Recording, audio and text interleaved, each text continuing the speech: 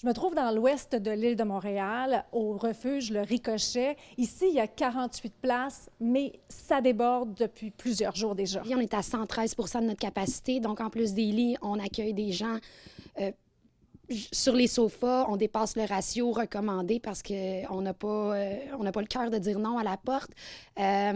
Depuis la semaine passée, c'est 520 plus de refus. Fait qu'il y a plus de gens qui se présentent. Puis, tu sais, quand tu te présentes dans l'ouest de l'île puis qu'il n'y a pas de place, mais c'est catastrophique. Il y a quelques heures, Patrick était encore dans une tente. Deux tentes situées sur le bord de la 20 à la Chine. Puis ils sont venus me chercher, ils ont une navette. Ils sont venus me chercher où j'avais mes tentes. Parce que j'ai demandé à l'aide puis tout. Là, hier, c'était rough, c'était rock'n'roll un peu. On n'a pas le choix ici. On va même jusqu'à distribuer du matériel de survie quand on demande aux gens de repartir bredouille. De matériel de survie, d'une tente, de couverture. Donner une tente en plein hiver, c'est épouvantable. C'est inquiétant, c'est préoccupant. On se demande tout le temps à la personne, elle va-tu être correcte, elle va-tu avoir froid? Donc oui, on vit avec cette peur au ventre-là d'échapper quelqu'un. C'est du matériel à 20 000 qui risque d'être saisi par la police parce qu'on va démanteler. C'est du matériel qui risque d'être saisi par la police. C'est parce que c'est d'un ridicule.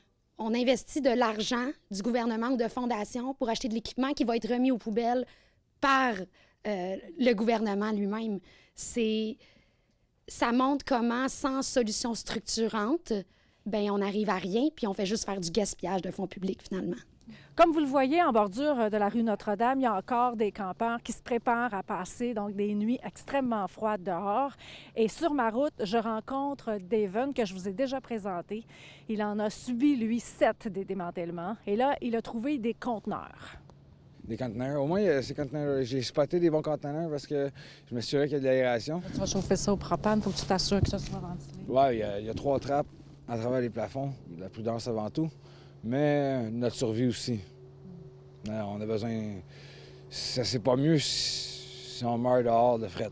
Avec les froids intenses, on a ouvert le YMCA Centre-Ville, donc 130 places qui sont à disposition. Saint-Laurent, près de 60 places. Lucien-Saunier qui est juste à côté. On travaille avec des arrondissements aussi pour qu'ils puissent nous identifier des lieux où on peut réchauffer les gens. On est encore dans ce film-là, dans ce scénario-là, puis ça devient un choix budgétaire. C'est un choix budgétaire que l'administration Plante fait de ne pas investir dans ce créneau-là. C'est pas 60 modulaires qui va régler la situation. 60 modulaires, quand on dit qu'il y a 800 personnes qui sont dehors, je vais le dire et le redire, comme je le dis à tous les mois à l'Hôtel de Ville, ici, comme opposition officielle, à parler d'itinérance puis à poser des questions depuis 7 ans maintenant, c'est n'importe quoi. À Montréal, Véronique Dubé, pour Nouveau Info.